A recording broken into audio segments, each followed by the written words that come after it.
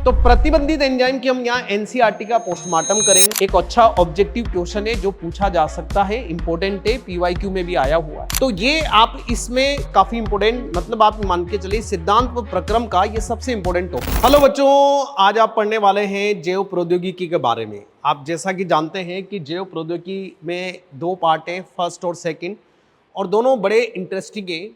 आज one shot के form में आप जैव प्रौद्योगिकी का सिद्धांत और प्रक्रम के बारे में काफ़ी विस्तार से पढ़ने वाले। तो बिना टाइम वेस्ट किए हम यहाँ पर स्टार्ट करते हैं जैव प्रौद्योगिकी बायोटेक फर्स्ट पार्ट, जिसमें आप सिद्धांत एवं प्रक्रम के बारे में पढ़ेंगे। सबसे पहले हम बात करते हैं कि बायोटेक क्या है। ठीक है, बायोटेक बच्चों विज्ञान की एक ऐसी शाखा है जिसमें सूक्ष्म जीवों की सहायता से आर्थिक लाभ वाले उत्पाद जैसे दवाइयाँ, वैक्सीन, एंजाइम, एंटीबायोटिक, दुग्ध उत्पाद इत्यादि काफ़ी बड़े स्तर पर बनाए जाते हैं। जैसे हम बात करेंगे कि कोरोना टाइम था, लाखों में हम बात करें, लाखों या करोड़ों में कोरोना वैक्सीन बनाया जाना था, तो वह सब किसकी सहायता से हुआ? हम बात करें बायोटेक की सहायता से हुआ। तो बायोटेक आप यूँ मान के चलो, हम बात करेंगे कि भाई एक बायोलॉजी का नया ब्रांच है और बहुत तेज़ी से इसका हम बात करेंगे कि क्षेत्र बढ़ता जा रहा है। आज इसी के बारे में आप काफ़ी डिटेल से स्टडी करने वाले। तो सबसे पहले हम बात करेंगे यहाँ एनसीईआरटी से। तो यूरोपीय जैव प्रौद्योगिकी संघ है बच्चों, उन्होंने एक जैव प्रौद्योगिकी की परिभाषा दी। उन्होंने बताया कि नए उत्पादों तथा सेवाओं के लिए, ठीक है, नए उत्पाद, नए प्रोडक्ट, सेवा, सर्विस के लिए प्राकृतिक विज्ञान जीवों, कोशिकाओं, इसके अंग का तथा आणविक रूपों का, अनुरूपों का समायोजन करना। ठीक है, यानी कि आपस में इन सबको समायोजन करके, और हम बात करेंगे आर्थिक लाभ पहुंचाना, आर्थिक हम बात करें उत्पाद बनाना, यही आप इस चैप्टर में स्टडी करने वाले। अब हम बात करेंगे कि भाई एनसीईआरटी की लाइन टू लाइन, तो भाई जैव प्रौद्योगिकी के सिद्धांत। तो बच्चों जैव प्रौद्योगिकी के दो सिद्धांत हैं। एक है आनुवांशिक इंजीनियरिंग, ठीक है, इसे हम नाम देंगे जेनेटिक इंजीनियरिंग, आनुवांशिकी इंजीनियरिंग, और एक है जैव प्रक्रम इंजीनियरिंग। प्रक्रम में रोगाणु रहित वातावरण, ठीक है, माइक्रोब्स फ्री, सूक्ष्मजीव फ्री वातावरण। तो सबसे पहले हम बात करेंगे भाई आनुवांशिक इंजीनियरिंग।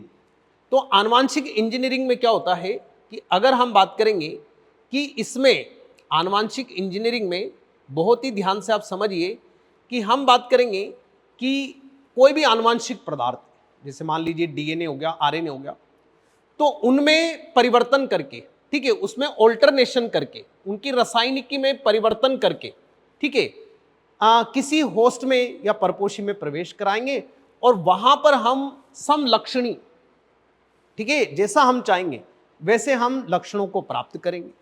जैसे मान लीजिए कि एक अच्छे डॉक्टर के पास मान लीजिए कोई कपल आता है और वह बोलता है कि हमें ऐसा बच्चा चाहिए जिसका पिंक स्किन, तो किसकी सहायता से दे सकते हैं? आनुवांशिक इंजीनियरिंग की सहायता से। किसकी सहायता से दे सकते हैं? आनुवांशिक इंजीनियरिंग की सहायता से दे सकते हैं। ठीक है, जैव प्रक्रम रासायनिक इंजीनियरिंग प्रक्रम में रोगाणु रहित। तो इसका मतलब है कि जैसे मान लीजिए कि जहां भी हम प्रयोग कर रहे हैं वह रोगाणु रहित होना चाहिए, माइक्रोब्स फ्री होना चाहिए, वहां कोई भी सूक्ष्मजीव नहीं होना चाहिए। सिंपली मान लीजिए कि हम पोलियो वैक्सीन बना रहे हैं, ठीक है, अब पोलियो वैक्सीन बना रहे हैं बच्चों, तो वहां पर पोलियो वैक्सीन ही बनना चाहिए। ऐसा नहीं कि उस एनवायरनमेंट में कोरोना वायरस आ गया, राइनो वायरस आ गया, इन्फ्लुएंजा वायरस आ गया, तो वो सारा प्रयोग खराब हो जाएगा। तो हम बात करें वातावरण, हम बात करेंगे रोगाणु रहित वातावरण बनाकर केवल वांछित सूक्ष्म जीवों में वृद्धि कर अधिक मात्रा में जैव प्रौद्योगिक उत्पाद जैसे एंटीबायोटिक, टीके, एंजाइम आदि का निर्माण किया जा सकता है। तो हम बात करेंगे कि यहाँ एनसीईआरटी लाइन टू लाइन में आप ये मान के चलो कि भाई एंजाइम का, टीकों का, इनका अधिक निर्माण किया जा सके। ठीक है, इसके बाद हम बात करेंगे कि भाई प्रथम पुनर्योगज डीएनए, फर्स्ट रिकॉम्बिनेंट डीएनए, प्रथम पुनर्योगज डीएनए। तो प्रथम पुनर्योगज डीएनए किसने बनाया? तो भाई यहाँ पर हम बात करेंगे कि दो फेमस वैज्ञानिक थे, स्टेनले कोहेन और हर्बर्ट बोयर। इन्होंने प्रथम कृत्रिम पुनर्योगज डीएनए बनाया। अगर हम एनसीईआरटी की बात करें तो भाई एनसीईआरटी में यहाँ पर हर्बर्ट बोयर का उन्होंने पूरा फोटो दे रखा है, तो आप सब ध्यान से देखना, और अगर आपको फोटो एनसीईआरटी में मिलता है तो कमेंट करके रिप्लाई करना कि आपने उसे चेक किया। हम यहाँ पर बात करें बच्चों कि भाई फर्स्ट पुनर्योगज, प्रथम पुनर्योगज डीएनए कैसे बनाया, तो हमने यहाँ एंटीबायोटिक प्रतिरोधी जीन को लिया, ठीक है, एंटीबायोटिक जीन को लिया और हमने वेक्टर में यहाँ पर साल्मोनेला टाइफीमुरियम का प्लाज्मिड लिया। अब हमने इस प्लाज्मिड को कट किया प्रतिबंधित एंजाइम से और एंटीबायोटिक प्रतिरोधी जीन को भी हमने रेस्ट्रिक्शन एंडोन्यूक्लियस प्रतिबंधित एंजाइम से कट किया। जब उसके बहुत सारे टुकड़े हो गए तो हमने यहां पर, ठीक है, जैसे यहां भी हम प्रतिबंधित एंजाइम की सहायता से छोटा सा कट लगा देंगे, तो यह हमने छोटा सा कट लगा दिया भाई, ठीक है, यहां पर, ठीक है। अब इस जो यहां पर एंटीबायोटिक प्रतिरोधी जीन है, इस प्रतिरोधी जीन को यहां पर जोड़ देंगे हम। तो जैसे जोड़ेंगे वो किसकी सहायता से, डीएनए लाइगेजेस, किसकी सहायता से बच्चों, डीएनए लाइगेजेस की सहायता से। जैसे हम डीएनए लाइगेजेस की सहायता से जोड़ेंगे तो बच्चों यहां बनेगा पुनर्योगज डीएनए, आरडीएनए। आरडीएनए का मतलब है रिकॉम्बिनेंट डीएनए,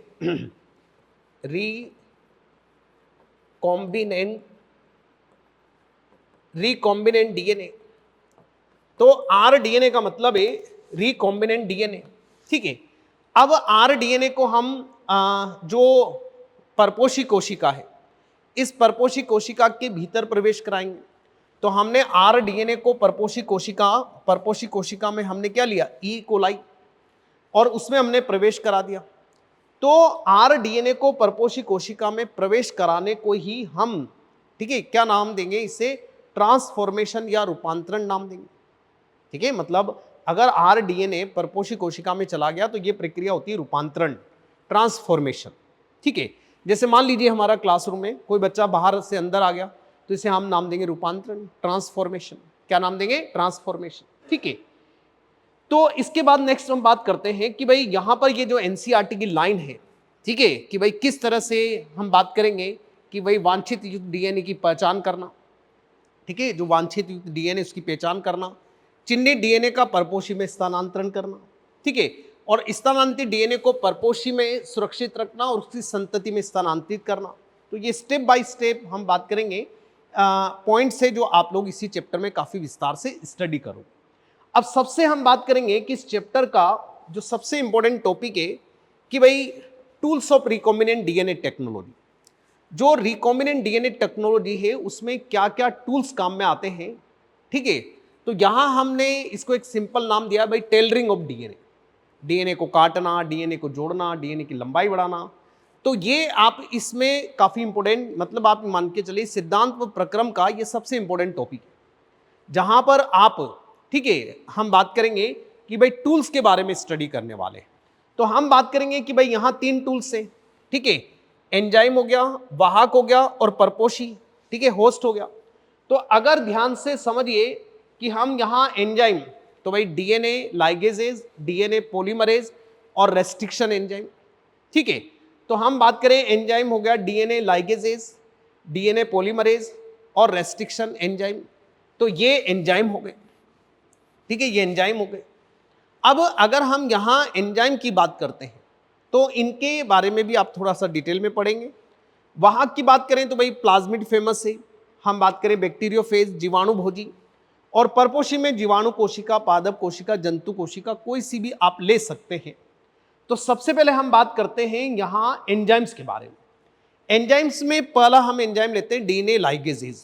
तो डीएनए लाइगेजेज का काम होता है बच्चों कि मान लीजिए डीएनए के 2 टुकड़े हैं, ठीक है, यहां पर ध्यान दीजिए आप कि डीएनए के टुकड़े हैं, यहां पर नंबर 1, नंबर 2, 2 टुकड़े हैं, ठीक है। अब इनको आपस में जोड़ने के लिए हम डीएनए लाइगेजेज का उपयोग करेंगे, तो एक लंबा डीएनए बन गया, ठीक है, एक लंबा डीएनए बन गया। यानी कि ये फेविक्विक की तरह काम करता है, फेविक्विक की तरह काम करेगा, डीएनए खंडों को आपस में बच्चों जोड़ने का काम करेगा, ठीक है, आपस में जोड़ने का काम करेगा। इसके बाद नेक्स्ट हम बात करते हैं डीएनए पॉलीमरेज।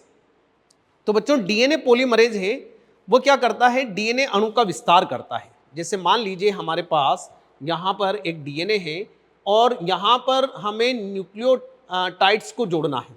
किसको जोड़ना है, न्यूक्लियोटाइड्स को।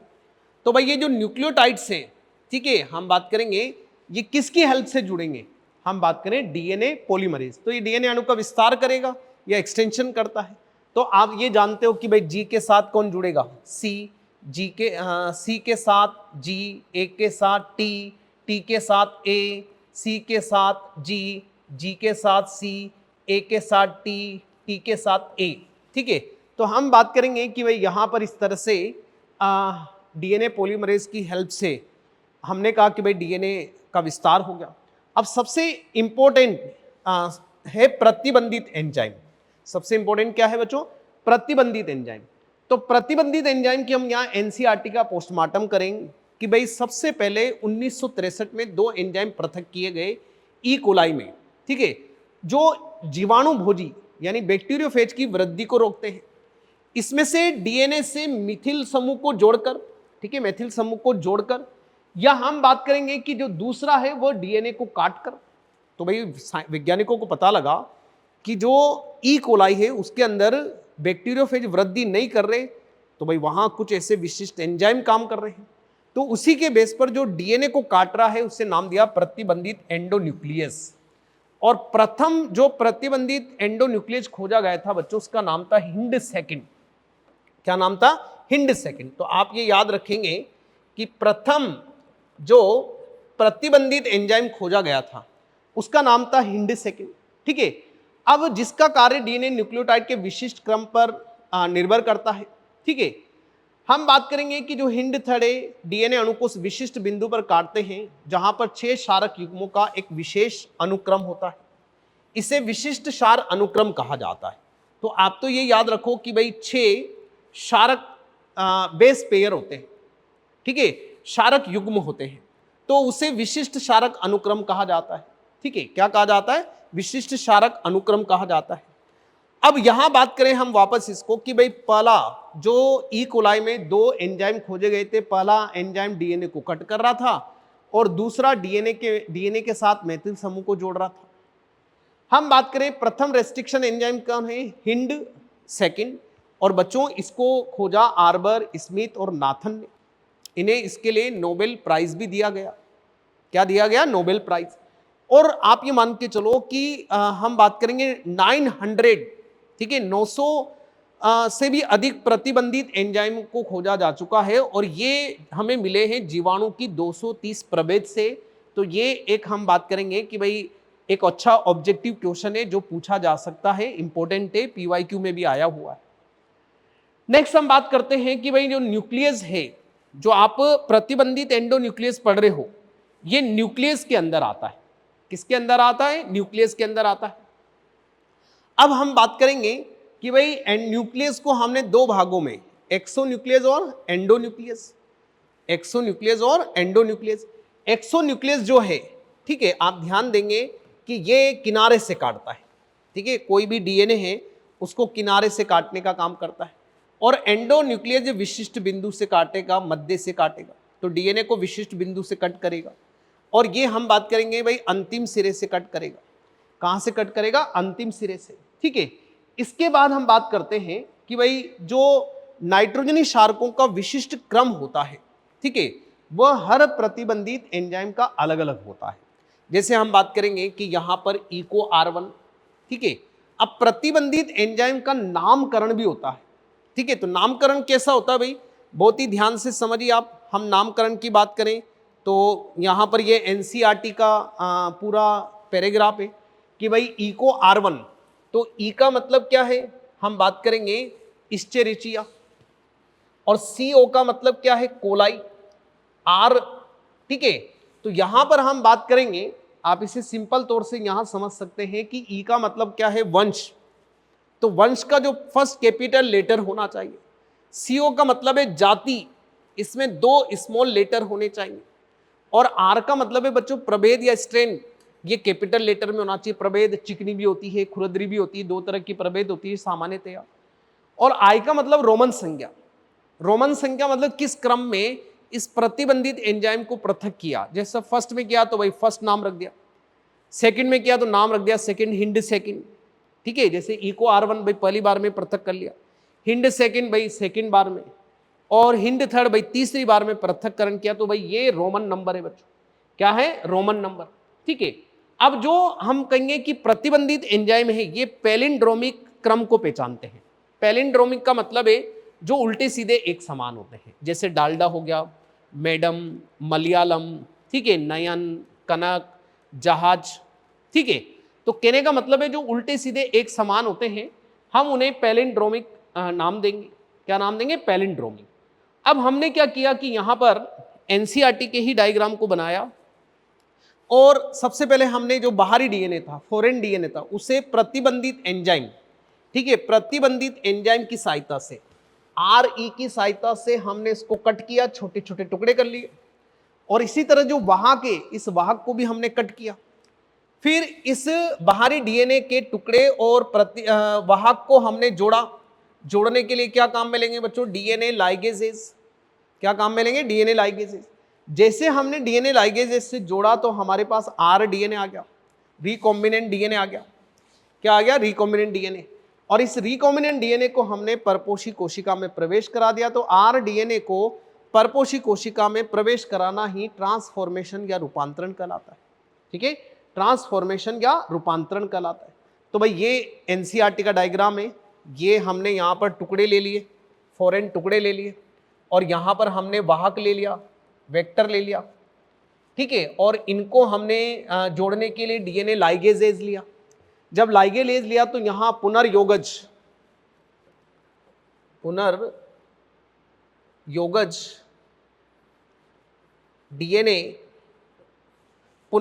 डीएनए या रिकॉम्बिनेंट डीएनए बना। फिर इसको हमने परपोषी कोशिका में प्रवेश करा दिया। ठीक है, तो यहाँ ये एक और एनसीईआरटी का डायग्राम है। तो इसको हमने एक सरल तरह से बना दिया कि भाई बाहरी डीएनए, वाहक डीएनए, ठीक है। अब हमने यहाँ कट किया तो भाई इस तरह से कट कर दिया, यहाँ भी इस तरह से कट कर दिया। मतलब टी के सामने ए आना चाहिए, टी के सामने ए आना चाहिए, ए के सामने टी आना चाहिए, ए के सामने टी आना चाहिए। तो आप याद रख लो भाई टाटा। अब इनको जोड़ने के लिए हमने काम में लिया डीएनए लाइगेजेस। तो जब काटने के लिए तो प्रतिबंधित एंडोन्यूक्लियस काम में लेंगे, तो हमने वहां पर प्रतिबंधित यहां कट करने के लिए हमने आरई का उपयोग किया, ठीक है, ई को R1 का यूज किया, और जोड़ने के लिए डीएनए लाइगेज आर डीएनए बन गया। अब जैसे आर डीएनए बना तो इसे हम आराम से परपोषी कोशिका में प्रवेश करा देंगे। ठीक है, इसके बाद हम आते हैं वाहक। ठीक है, देखो टूल्स ऑफ रिकॉम्बिनेंट डीएनए में पहला जो पॉइंट था कि आप उसके एंजाइम्स के बारे में पढ़ चुके हैं। 3 ही एंजाइम है बच्चों, एक डीएनए लाइगेजेज है, एक डीएनए पॉलीमरेज है, और एक प्रतिबंधित एंडोन्यूक्लियस है। अब हम बात करेंगे कि भाई जो वाहक या वेक्टर है, ठीक है, तो भाई सबसे पहले व्हीकल ऑफ डीएनए, हम नाम देंगे इसे taxi of DNA. Vehicle of DNA, taxi of DNA. तो भाई बड़े ध्यान से समझिए कि यहां पर हम बात करेंगे कि जो व्हीकल ऑफ डीएनए है, टैक्सी ऑफ डीएनए है, ये क्या करेगा? जो बाहरी डीएनए उसको ले जाने का काम करेगा। अब भाई वेक्टर में क्या विशेषताएं होना चाहिए? तो वेक्टर की विशेषता है पहले नंबर पर कि भाई वेक्टर का साइज छोटा होना चाहिए। ठीक है, जैसे मान लीजिए कि यहां पर ये जीवाणु है, तो भाई जो वेक्टर है, ठीक है, वो छोटा होना चाहिए। ठीक है, तो जीवाणु में प्रवेश हो जाए। किस में प्रवेश हो जाए? जीवाणु में। तो आपको याद रखना है कि भाई यहां पर हम बात करेंगे कि भाई जीवाणु बड़ा हो, और ये जो हम बात करेंगे कि वेक्टर है छोटा होना चाहिए। तो साइज हम कहेंगे कि भाई स्मॉल होना चाहिए। साइज कैसा होना चाहिए? स्मॉल, छोटी साइज होनी चाहिए, छोटी साइज होना चाहिए। ठीक है, इसके बाद हम बात करेंगे कि भाई ORI, ओरिजिन ऑफ रेप्लिकेशन, ठीक है, प्रतिकृति का उत्पत्ति। तो भाई बड़े ध्यान से समझो कि यह वह अनुक्रम है जहां से प्रतिकृति की शुरुआत होती है, यानी श्री गणेश होता है। हम बात करें जब कोई डीएनए का कोई खंड इस अनुक्रम से जुड़ जाता है, ठीक है, इस अनुक्रम से जुड़ जाता है, तब परपोषी कोशिका के अंदर प्रतिकृति कर सकता है। ठीक है, तो भाई वेक्टर में पहला जो कैरेक्टर पड़ा कि पहला कैरेक्टर है कि उसमें छोटा साइज होना चाहिए। तो हम यहाँ पर एनसीईआरटी के डायग्राम की बात करें तो यहाँ पर बच्चों ये ORI होता है। क्या होता है? ORI। सेकंड हम बात करेंगे कि भाई यहाँ मतलब साइज, पहला तो साइज छोटा होना चाहिए। सेकंड हम बात करें ORI होना चाहिए, ओरिजिन ऑफ रेप्लिकेशन। तो ये डीएनए का वह अनुक्रम है, ठीक है, ठीक है, यानी कि यह एक तरह से वह अनुक्रम है जहां पर प्रतिकृति या रेप्लिकेशन की शुरुआत होती है। कोई डीएनए का खंड इससे जुड़ेगा तो वह परपोषी कोशिका के अंदर प्रतिकृति कर सकता है और डीएनए के प्रतिरूपों की संख्या के नियंत्रण के लिए भी उत्तरदायी है। ठीक है, मतलब यदि कोई लक्ष्य डीएनए की काफी संख्या प्राप्त करना चाहता है तो हम बात करेंगे ओआरआई की सहायता से कर सकता है। ओआरआई कंट्रोलिंग का भी काम करती है। किसका काम करती है? कंट्रोलिंग का भी काम करती है। तो भाई वाहक में पहला लक्षण क्या होना चाहिए कि भाई साइज छोटा होना चाहिए। दूसरा, ओआरआई प्रतिकृति का चयन, मान लीजिए ओरिजिन ऑफ, या हम बात करें सिंपल वे में कि भाई प्रतिकृति का उद्भव मान लीजिए ओरिजिन ऑफ रेप्लिकेशन, तो वह विशिष्ट अनुक्रम है जहां पर डीएनए को जोड़ा जा सकता है। फिर क्लोनिंग साइट, पहचान स्थल होने चाहिए। क्या होने चाहिए? पहचान स्थल। ठीक है, जैसे हम यहां बात करेंगे कि भाई यहां पर पहचान स्थल, रिकॉग्निशन साइट, क्लोनिंग साइट कौन सी है? जैसे बाम H1 ये यहीं से कट करेगा, सेल फर्स्ट ये यहीं से कट करेगा, PU सेकंड ये यहां से कट करेगा, PST1 यहां से कट करेगा। तो अगर आप ध्यान से देखेंगे तो यहां पर 1 2 3 4 5 6 7 8 क्लोनिंग साइट होगी। ठीक है, यानी कि हम बात करेंगे कि एक एंजाइम के लिए, ठीक है, एक प्रतिबंधित एंजाइम के लिए एक पहचान स्थल होना चाहिए, क्लोनिंग साइट होना चाहिए। अगर एक से ज्यादा होंगे तो फिर वो ज्यादा जगह कट कर देगा तो वही वाहक ही बेकार हो गया। जैसे मान लीजिए ये वाहक है, अब इसको ऐसे काट दिया तो भाई दोनों टुकड़े अलग हो गए। ठीक है, इसलिए हम बात करेंगे एक प्रतिबंधित एंजाइम के लिए एक पहचान स्थल होना चाहिए, एक पहचान स्थल होना चाहिए। नेक्स्ट हम बात करेंगे कि भाई क्लोनिंग स्थल, तो भाई विजातीय डीएनए को जोड़ने तो सामान्यतः काम में लिए प्रतिबंधित एंजाइम के लिए कुछ या एक ही पहचान स्थल होना चाहिए। अंदर एक से अधिक पहचान स्थल होने पर इसके कई टुकड़े बन जाएंगे, यानी कि एक प्रतिबंधित एंजाइम के लिए एक पहचान स्थल होना चाहिए। ठीक है, तो काफी सिंपल तरह से याद रखेंगे। इसके बाद हम बात करेंगे कि भाई जो वाहक है उसमें वर्ण योग्य चिन्हक, सेलेक्टेबल मार्कर होना चाहिए। जैसे मान लीजिए आपका वाहक है, अब ये सामान्य है, अब मान लीजिए आपने इसे परपोषी कोशिका में भेजा और ये नष्ट हो गया, तो आपको अपने वाहक को बाहुबली बनाना पड़ेगा, उसको कुछ हथियार देने पड़ेंगे। तो यहां उसे नाम देंगे सेलेक्टेबल मार्कर या वर्ण योग्य चिन्हक। क्या नाम देंगे? वर्ण योग्य चिन्हक नाम देंगे। ठीक है, तो हम बात करेंगे कि भाई इसमें हम वर्ण योग्य चिन्हक में एंटीबायोटिक प्रतिरोधी जीन का उपयोग करेंगे, जैसे एम्फिसिलिन प्रतिरोधी जीन, टेट्रासाइक्लिन प्रतिरोधी जीन। और आप सबसे बढ़िया याद रखिए कि भाई यहां इस डायग्राम में, ठीक है, हम बात करेंगे तो आप ध्यान से समझिए कि यहां पर दो हम बात करेंगे वर्ण योग्य चिन्हक है, एक यहां पर है, एक यहां पर। अब ये जो वाहक है ये एम्फिसिलिन माध्यम में भी वृद्धि करेगा और टेट्रासाइक्लिन में भी वृद्धि करेगा। और जो वर्ण योग्य चिन्हक है इसकी सहायता से हम सिलेक्शन, चयन का भी कर सकते हैं। ठीक है, तो वो आप एनसीईआरटी की लाइन पढ़ना तो आपको उसमें क्लियर होगा। तो इसका मतलब है कि एक जो वाहक है, ठीक है, हम बात करें वेक्टर है, उसमें 4 विशेषताएं होना चाहिए। क्या होना चाहिए बच्चों? उसका साइज छोटा होना चाहिए, उसमें ओआरआई ओरिजिन ऑफ रेप्लिकेशन होना चाहिए। सेकंड, उसमें हम बात करें पहचान स्थल, क्लोनिंग साइट होना चाहिए। जितना ज्यादा क्लोनिंग साइट होगा उतना ही अच्छा होगा, लेकिन एक प्रतिबंधित एंजाइम के लिए एक क्लोनिंग साइट होना चाहिए। ठीक है, इसके बाद हम बात करेंगे कि भाई वर्ण योग्य चिन्हक, सेलेक्टेबल मार्कर होना चाहिए, ताकि वो किसी भी हम बात करें जैसे मान लीजिए कोई प्रतिरोधी जीन है, एंटीबायोटिक प्रतिरोधी जीन है, तो वहां वो उसका सामना कर सके, एंटीबायोटिक्स का सामना कर सके। सिंपल हम कहें एंटीबायोटिक का सामना। तो यहां हमने 2 प्रतिरोधी जीन लगा दी, एंटीबायोटिक एम्फिसिलिन प्रतिरोधी जीन, टेट्रासाइक्लिन प्रतिरोधी जीन। तो ये दोनों माध्यम में ग्रो करेगा, एम्फिसिलिन में भी वृद्धि करेगा और टेट्रासाइक्लिन में भी वृद्धि करेगा। तो बच्चों इसका मतलब है कि भाई हमारे पास वेक्टर के बारे में आपने पढ़ा।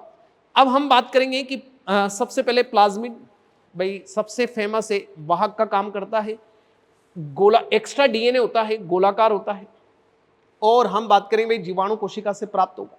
ठीक है, नेक्स्ट हम बात करेंगे कि भाई हमारे पास एक फेमस एग्जांपल है PBr322।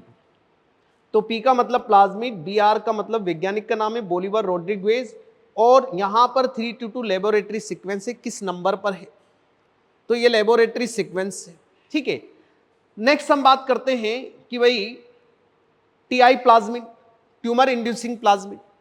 अब बच्चों देखो, आप ये ध्यान रखेंगे कि जो पादप कोशिका है, जैसे मान लीजिए डाइकोट प्लांट है, इनमें वाहक या वेक्टर के फॉर्म में, ठीक है, हम बात करेंगे कि वाहक या वेक्टर के फॉर्म में एग्रोबैक्टीरियम ट्यूमिफेसियन काम करता है।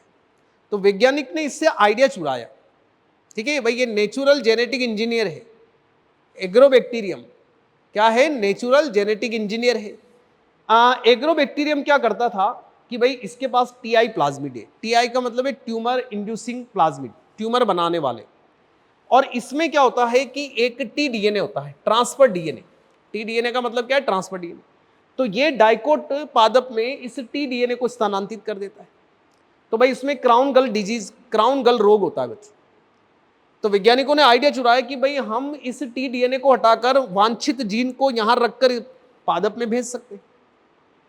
तो पादप में वेक्टर के फॉर्म में सबसे फेमस है एग्रोबैक्टीरियम ट्यूमिफेसियन, जो आप सेकंड चैप्टर में काफी डिटेल में पढ़ेंगे, ठीक है।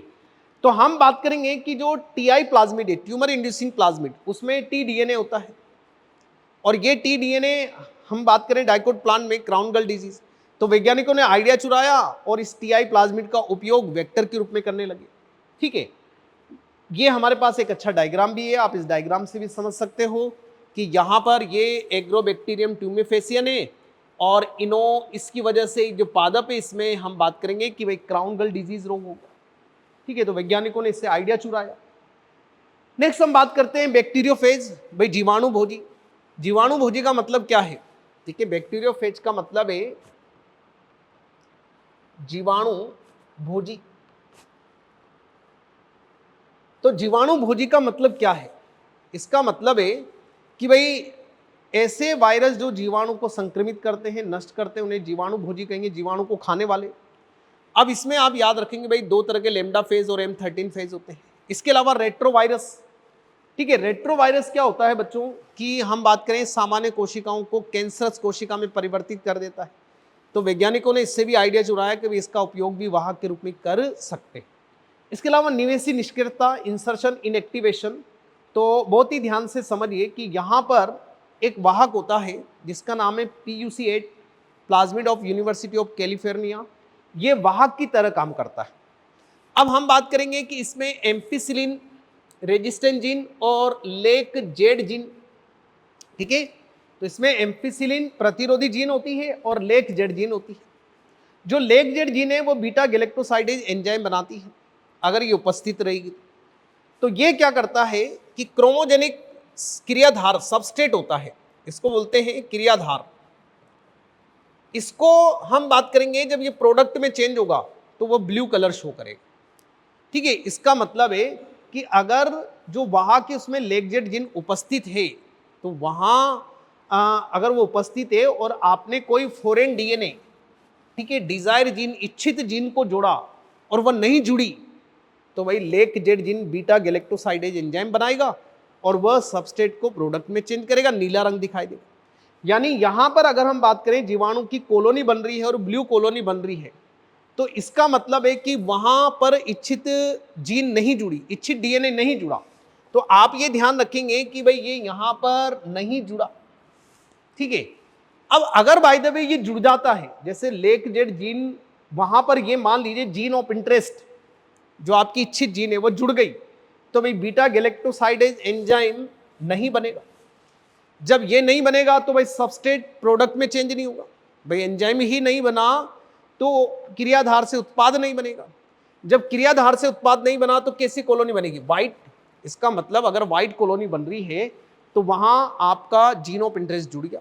तो आपने इस तरह से एक मास्टर प्लेट बनाई और वहां देखा कि उसमें कुछ ब्लू कॉलोनी और कुछ व्हाइट कॉलोनी बनी। तो जहां व्हाइट कॉलोनी बनी हुई है, जहां व्हाइट कॉलोनी बनी हुई है वहां पर हम बात करेंगे कि भाई जीन ऑफ इंटरेस्ट जुड़ गया, और जहां ब्लू कॉलोनी बन रही है इसका मतलब है कि वहां जीन ऑफ इंटरेस्ट नहीं जुड़ा। नेक्स्ट हम बात करते हैं परपोषी कोशिका। अब परपोषी कोशिका में आप जीवाणु कोशिका ले सकते हैं, पादप कोशिका ले सकते हैं, जंतु कोशिका ले सकते हैं, कवक कोशिका ले सकते हैं। तो इसमें से किसी भी कोशिका का आप उसमें उपयोग कर सकते हैं। इसके बाद हम बात करेंगे कि भाई process of recombinant DNA technology. अब process of recombinant DNA technology की बात करें तो भाई यहाँ पर क्या क्या ऐसी प्रक्रम है, क्या क्या ऐसी प्रक्रियाएं हैं। तो सबसे पहले कि आनुवांशिक पदार्थ का पृथक्करण, ये एनसीईआरटी का डायग्राम भी दिखाते हैं आपको, ये एनसीईआरटी का डायग्राम देखो, ठीक है, स्पूलिंग मेथड का डायग्राम है। तो ये कैसे होता है, तो हम बात करेंगे कि भाई आनुवांशिक पदार्थ का पृथक्करण के लिए हम क्या करेंगे, एक फ्लास्क लेंगे और हमने उसमें जीवाणु का कल्चर भर दिया, जीवाणु कोशिकाएं भर दी, जीवाणु भर दी। अब जीवाणु की कोशिका भित्ति हटाने के लिए आपको क्या रखना, डालना पड़ेगा, लाइसोजाइम। क्या डालना पड़ेगा, लाइसोजाइम डालना पड़ेगा। क्या डालना पड़ेगा, लाइसोजाइम। तो हम बात करेंगे कि ये लाइसोजाइम, अब यहां मान लीजिए हमने एक परखनली ली, क्या ली, परखनली।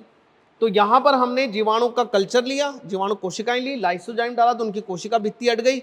कोशिका भित्ति हटने से डीएनए अलग हो गया। अब इसको हमने इस परखनली में, टेस्ट ट्यूब में डाल दिया। तो यहां पर डीएनए इस तरह से, ठीक है, डीएनए के टुकड़े आ गए। फिर हमने इसमें चिल्ड इथेनॉल, ठंडा इथेनॉल मिलाया। जब हमने इसमें ठंडा इथेनॉल मिलाया बच्चों, ठीक है, तो हमने देखा कि ये यहां पर गुच्छा बन गया। क्या बन गया, गुच्छा बन गया।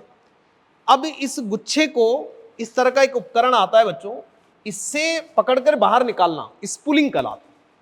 क्या कहलाता है, स्पूलिंग। जैसे आपने बचपन में कभी बलून, मतलब छोटे छोटे साबुन के बबल्स फुलाए हों, सेम उसी तरह का ये उपकरण होता है, इसे स्पूलिंग बोलते हैं।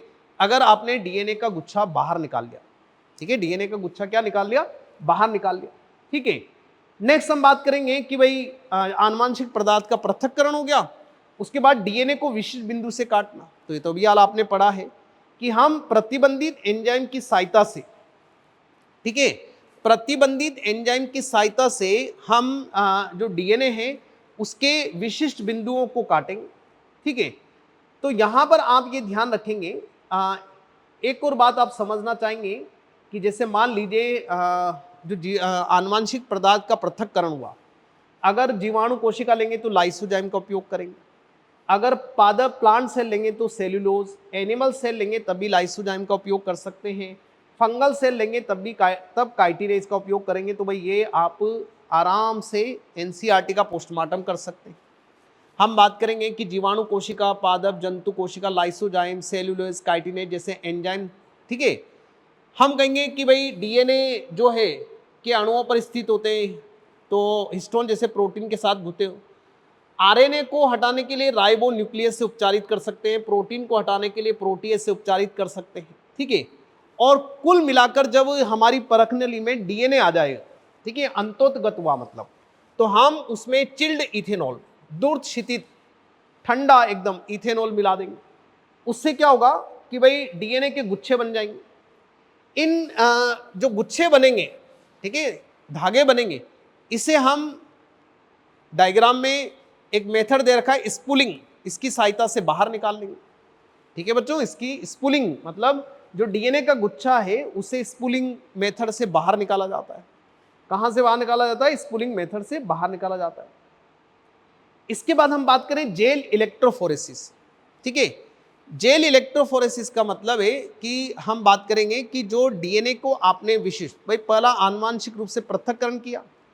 एक बात ध्यान रखेंगे बच्चों, आप इसी सीक्वेंस से एनसीईआरटी को फॉलो करेंगे। एनसीईआरटी में थोड़ा सीक्वेंस गलत दे रखा है, तो आपको अगर बायोटेक का चैप्टर आसान बनाना है तो ये सीक्वेंस आप फॉलो करिए, आपको बहुत आसानी से हम बात करेंगे बायोटेक याद हो जाएगा। तो हम बात करेंगे कि भाई अब हमने आनुवांशिक पदार्थ का पृथक्करण कर लिया, फिर डीएनए को विशिष्ट बिंदु से काट लिया। अब मान लीजिए विशिष्ट बिंदु के काटने के बाद हमारे पास 1000 टुकड़े हैं छोटे बड़े, तो भाई उनको कैसे हम अलग करेंगे, पृथक करेंगे। तो इसी टेक्निक के लिए हम काम में लेंगे जेल इलेक्ट्रोफोरेसिस। क्या काम में लेंगे, जेल इलेक्ट्रोफोरेसिस। जो जेल इलेक्ट्रोफोरेसिस है बच्चों, इसमें एक ट्रे होता है, ठीक है, ऐसा ट्रे होता है। जैसे हम सिंपल एक डायग्राम में एक ट्रे बना लिया हूं। अब इस ट्रे में आप एक जेल भर दो जिसका नाम है एगेरोस जेल। ये समुद्री खरपतवार से मिलता है, ठीक है। तो आप लिख सकते हैं समुद्री खरपतवार से, तो भाई समुद्री खरपतवार से मिलता है, ठीक है, समुद्री खरपतवार से मिलेगा, ठीक है, यस और नो, तो हम कहेंगे कि भाई ये समुद्री खरपतवार से मिला, ठीक है। तो हमने यहां पर एगेरोजेल भर दिया। अब यहां पर छोटे छोटे हमने गड्ढे बनाए, छोटे छोटे गड्ढों को हमने नाम दिया वेल या कुएं, एनसीईआरटी के अकॉर्डिंग। फिर इन कुओं में हमने क्या कर दिया कि भाई डीएनए का जो गुच्छा था वो भर दिया, जो टुकड़े थे, यहां हमने लगाया कैथोड और यहां लगाया हमने एनोड, और हमने यहां पर इलेक्ट्रिक सर्किट स्टार्ट कर दिया। आप सभी जानते हैं कि डीएनए पर नेगेटिव चार्ज होता है। कैसा चार्ज होता है? नेगेटिव। तो भाई डीएनए सब किधर भाग गए? एनोड की तरफ भागने लगे, ठीक है। तो डीएनए कहां भागने लगे? एनोड की तरफ भागने लगे, ठीक है। तो हम बात करेंगे कि भाई डीएनए एनोड की तरफ भागने लगे। जब डीएनए एनोड की तरफ भागने लगे तो हम बात करेंगे कि जो सबसे छोटा था वह सबसे आगे था और सबसे बड़ा पीछे, तो इसलिए हमने उसका पृथक्करण कर लिया। क्या कर लिया? पृथक्करण कर लिया, ठीक है। अब ये हमें नग्न आंखों से दिखाई नहीं देंगे, तो इन्हें देखने के लिए हम इथिडियम ब्रोमाइड और यूवी रेज डालेंगे, ठीक है। इथिडियम ब्रोमाइड को हमने यहाँ ट्रे में डाल दिया और उस पर यूवी रेज डाली, तो हमें नारंगी ऑरेंज कलर के टुकड़े दिखाई दिए, ऑरेंज कलर के डीएनए बैंड दिखाई दिए, ठीक है। ऑरेंज कलर के डीएनए बैंड दिखाई देंगे। इन ऑरेंज कलर के डीएनए को कट करके बाहर निकालना, ठीक है, हम बात करेंगे कि इनको कट करके बाहर निकालना निक्षालन या इल्यूशन कहलाता है, ठीक है। इल्यूशन या निक्षालन कहलाता है, ठीक है। तो ये एनसीईआरटी की लाइन है बच्चों। नेक्स्ट हम बात करते हैं कि भाई जब हमारे पास छोटे टुकड़े अलग हो गए, बड़े टुकड़े अलग हो गए, तो फिर हम क्या करेंगे? हम पीसीआर, पॉलीमरेज चेन रिएक्शन, जैसे एक छोटे टुकड़े से अगर आपको 1,00,000 कॉपी बनानी है तो आप किसका उपयोग करेंगे? पीसीआर। किसका उपयोग करेंगे? पीसीआर। अब हम बात करेंगे भाई पीसीआर को किसने खोजा? केरी मुलिस ने। किसने खोजा? केरी मुलिस ने। तो आप ये ध्यान रखेंगे कि भाई पीसीआर को केरी मुलिस ने खोजा। हम बात करेंगे कि यहाँ एक एंजाइम काम में लिया जाता है जिसका नाम है टेक पॉलीमरेज, ठीक है। ये थर्मस एक्वेटिकस से मिलता है। तो भाई पहले क्या था? डीएनए पॉलीमरेज काम में लिया जाता था, लेकिन भाई वो इतने ज्यादा टेम्परेचर पर काम नहीं करता है, ठीक है। तो भाई क्या हुआ कि केरी मुलिस एक बार अमेरिका के येलो स्टोन नेशनल पार्क में घूमने गए। वहां उन्हें गर्म झरने दिखाई दिए। अब देखो वैज्ञानिक का जो दिमाग होता है वो हर जगह काम करता है। तो उन्होंने क्या किया? परखनलियों में वह गर्म झरने के पानी भर लिए और उन्होंने लैब में ले जाकर परीक्षण किया। जब वहां उन्होंने देखा कि उस पानी में थर्मस एक्वेटिकस जीवाणु थे और इन जीवाणु में एक एंजाइम था टेक पॉलीमरेज, तो देखा उन्होंने कि भाई ये तो 90 डिग्री पे भी काम कर रहा है, ये तो 95 पे भी काम कर रहा है। तो उन्होंने कहा कि भाई ये तो हमारे पीसीआर में काम आ सकता है, क्योंकि ये चेन बार बार काम आती है, वो भी डायग्राम में देखेंगे। तो हम बात करेंगे कि yellow stone national park USA में, वहां से इसको खोजा। अब पीसीआर के जो 3 चरण है भाई, ये पीवाईक्यू क्वेश्चन आया हुआ है, ठीक है। ये पीवाईक्यू क्वेश्चन आया हुआ है बच्चों। तो हम यहां पर बात करेंगे कि भाई ये पीसीआर का डायग्राम है एनसीईआरटी का। तो यहां पर आप ध्यान से देखो, ये पीवाईक्यू क्वेश्चन है जहां पर हम बात करेंगे कि पीसीआर के स्टेप पूछे हैं, ठीक है। तो भाई विकृतीकरण, तापानुशीलन, प्रसार, 3 स्टेप होते हैं। कितने स्टेप होते हैं? 3 स्टेप होते हैं, ठीक है। तो हम बात करेंगे कि सबसे पहले जैसे मान लीजिए हमारे पास डीएनए है, उस डीएनए को हमने 94-95 डिग्री सेंटीग्रेड पे रखा, 94-95 डिग्री सेंटीग्रेड पे रखा। जब हम बात करेंगे कि वहाँ 94-95 डिग्री सेंटीग्रेड पे रखा हमने, ठीक है, तो हमने नाम दिया कि भाई ये विकृतीकरण, ठीक है। और हम बात करेंगे कि भाई हाइड्रोजन बंध टूट गए। क्या टूट गए? हाइड्रोजन बंध, ठीक है। तो बड़े ध्यान से समझिए कि भाई सबसे पहले विकृतीकरण, उच्च तापमान पर हमने डीएनए को रखा। जब डीएनए को रखा तो डीएनए की दोनों श्रृंखलाओं के बीच में जो हाइड्रोजन बंध है वह हाइड्रोजन बंध टूट गए और दोनों श्रृंखलाएं पृथक हो गई, ये नंबर 1 और ये नंबर 2। तो इसी को हम नाम देंगे विकृतीकरण। अब जब दोनों श्रृंखलाएं पृथक हो गई तो इस पूरी प्रक्रिया को 1 मिनट से कम समय के लिए हम ठंडा करेंगे।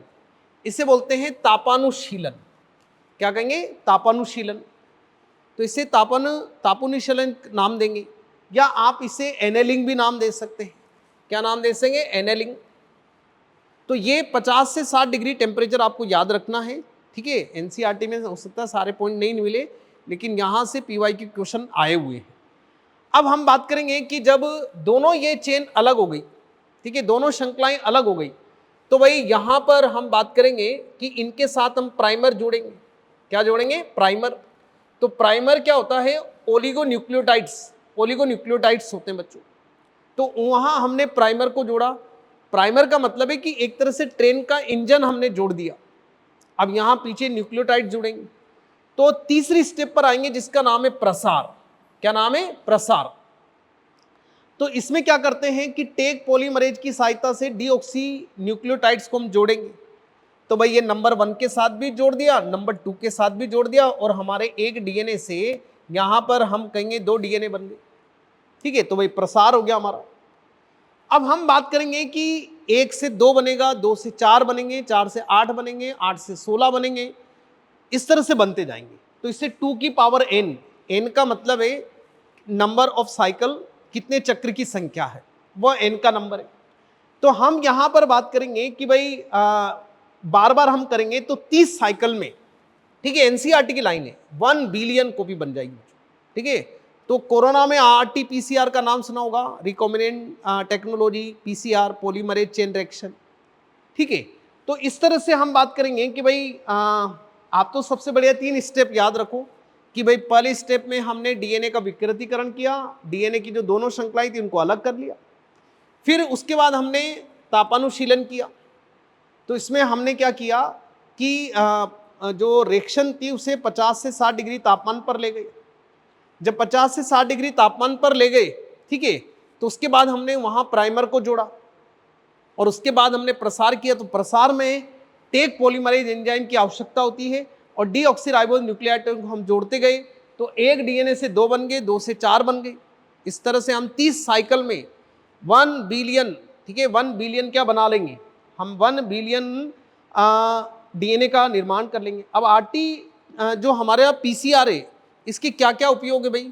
तो हम बात करेंगे रोगजनक का पता लगाने में कर सकते हैं, जीवाश्म के अध्ययन में इसका उपयोग कर सकते हैं, हजारों लाखों साल पहले, ठीक है, हम तो बात करेंगे कि भाई करोड़ साल पहले भी अगर कोई जीवाश्म मिला तो उसका अध्ययन कर सकते हैं।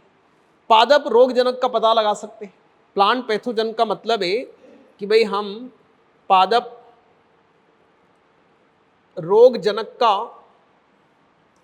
पता लगा सकते हैं। डीएनए फिंगरप्रिंटिंग में काम में ले सकते हैं। आरटीपीसीआर में कोरोना टाइम पर आपने देखा ही है। अब हम बात करेंगे कि हमारे पास एक जो डीएनए था उसकी हमने लाखों कॉपी बना ली, तो हम डीएनए के टुकड़े को वाहक से जोड़ेंगे और वाहक से जोड़ने के लिए डीएनए लाइगेजेस काम लेंगे। मान लीजिए कि ये हमारे पास डीएनए का टुकड़ा है और ये हमारे पास वाहक है, और इसको जोड़कर हम क्या बना लेंगे कि भाई हम इसको जोड़कर क्या बना लेंगे, आर डीएनए बना लेंगे।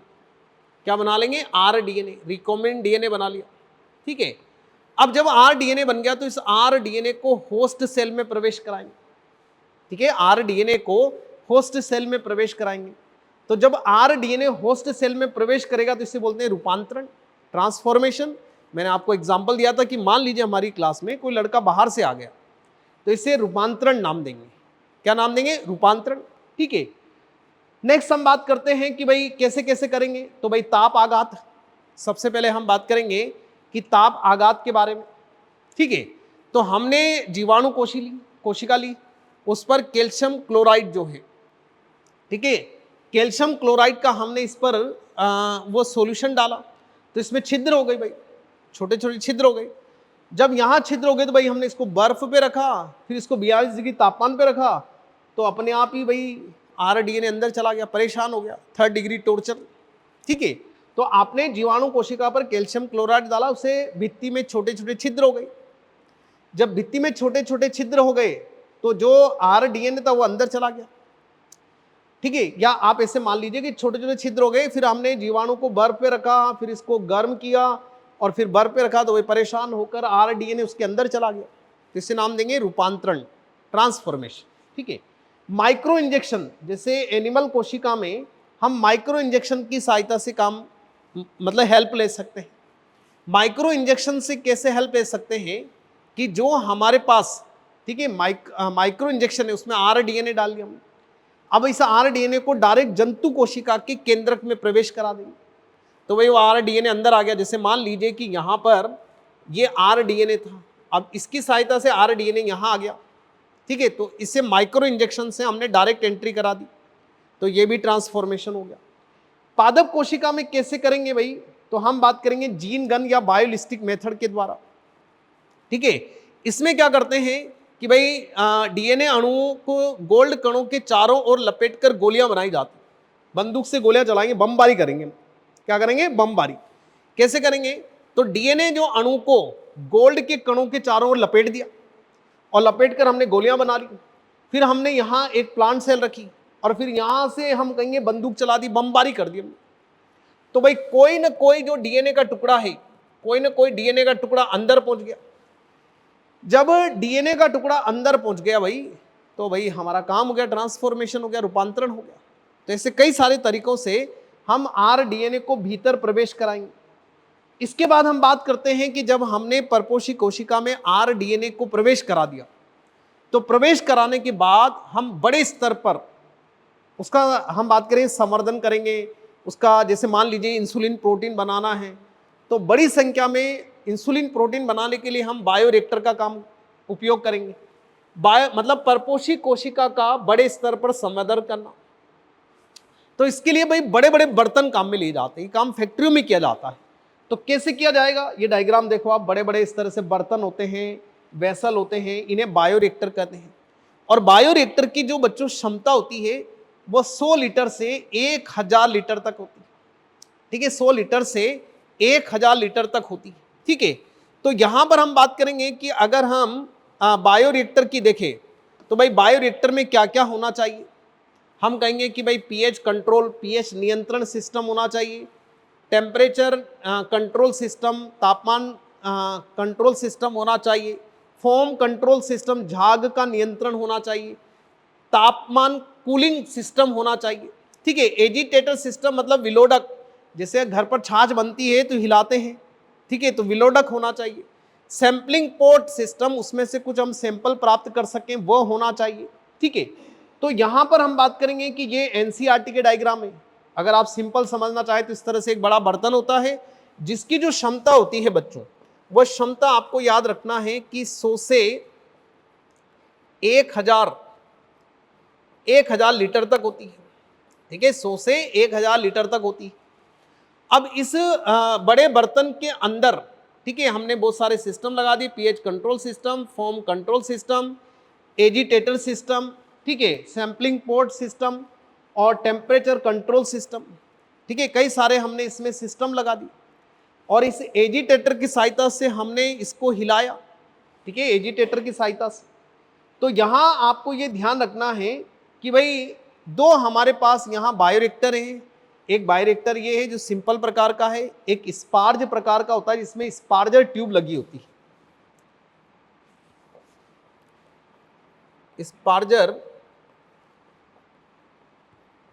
स्पार्जर ट्यूब लगी होती है।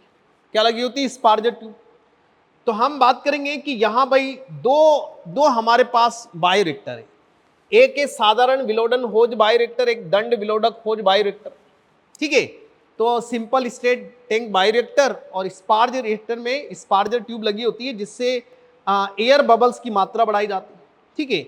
ये आप बड़े बड़े हम बात करेंगे इस तरह बायो टैंक बायो रिएक्टर देख सकते हैं, बड़े बड़े बायोरिएक्टर, ठीक है। यहां हम बात करेंगे कि भाई हमारे पास ये दो है, तो दोनों में क्या डिफरेंस है भाई, यहां हम बबल्स का नंबर बढ़ा देंगे स्पार्जर ट्यूब की सहायता से, दोनों सेम होते हैं। बस इसमें याद रखना है कि सरफेस एरिया बढ़ जाता है ऑक्सीजन स्थानांतरण के लिए, जिससे जीवाणु में वृद्धि अच्छी होती है, ऑक्सीजन भी ज़्यादा आती है यहाँ पर। तो भाई दोनों में ये डिफरेंस है, ये साधारण है और ये हम बात करेंगे कि भाई स्पार्जर ट्यूब वाला है, दोनों में ये डिफरेंस। बाकी जो इंडस्ट्री लेवल पर है, ठीक है, तो भाई इस तरह से बड़े बड़े बर्तन होते हैं, वेसल होते हैं, बायोरिएक्टर होते हैं, 100 से 1000 लीटर की उनकी क्षमता होती है। इसके बाद अनुप्रवाह संसाधन, डाउन स्ट्रीम प्रोसेसिंग। भाई इन बायोरिएक्टर में मान लीजिए कि भाई तैयार हो गया, अब उत्पाद को, जो तैयार उत्पाद है, तैयार उत्पाद है, इस तैयार उत्पाद को हम बाहर निकालेंगे। ठीक है, बाहर निकालकर उसका शुद्धिकरण करेंगे, उसे छानेंगे। हम बात करेंगे कि उसमें मान लीजिए कोई फिल्टर करना है, छानना है। ठीक है, तो ये सब काम क्या कहलाता है? अनुप्रवाह संसाधन, और उसे मार्केट में बेचने लायक बनाएंगे, जिससे नाम देंगे डाउन स्ट्रीम प्रोसेसिंग। तो यहाँ हम एनसीईआरटी का पैराग्राफ है कि जैव संश्लेषण अवस्था को पूर्ण होने के बाद परिष्कृत तैयार होने और विपणन, विपणन मतलब मार्केट के लिए भेजे जाने से पहले कई प्रक्रम से गुजरता है, जैसे पृथक्करण हो गया, शोधन हो गया। ठीक है, हम बात करेंगे, इन्हें सामूहिक रूप से अनुप्रवाह संसाधन या डाउन स्ट्रीम प्रोसेसिंग कहते हैं। और डाउन स्ट्रीम प्रोसेसिंग में मतलब आप तो सिंपल याद रखो कि जो बायोरिएक्टर में, ठीक है, बायोरिएक्टर में हम बात करेंगे कि जो बायोरिएक्टर के अंदर उत्पाद तैयार हुआ, इसे बाहर निकाला, छाना, पृथक किया, शुद्धिकरण किया, ये सब अनुप्रवाह प्रोसेस में आएंगे। ठीक है, तो आपको यहाँ ध्यान रखना है कि जो अनुप्रवाह संसाधन है, ठीक है, अनुप्रवाह संसाधन है, अनुप्रवाह संसाधन व गुणवत्ता नियंत्रण परीक्षण प्रत्येक उत्पाद के लिए कैसी होती है? भिन्न भिन्न होती है। ये भी यहाँ से भी क्वेश्चन बन सकता है। तो आपको ध्यान रखना है कि अनुप्रवाह संसाधन गुणवत्ता नियंत्रण प्रत्येक उत्पाद के लिए भिन्न भिन्न हो सकता है। जैसे इंसुलिन प्रोटीन के अलग हो सकता है, हम बात करें कोई एंटीबायोटिक दवाई बना रहे हैं उसके लिए अलग हो सकता है, तो अलग अलग हो सकता है। तो ये इस तरह से हम अनुप्रवाह संसाधन करेंगे। तो बच्चों, इस तरह से आपने बायोटेक में complete NCERT line to line postmortem किया, और इस कंप्लीट सेशन के लिए आपको बहुत थैंक यू, धन्यवाद बच्चों। बायोटेक फर्स्ट हम कंप्लीट कर चुके हैं। थैंक यू बच्चों।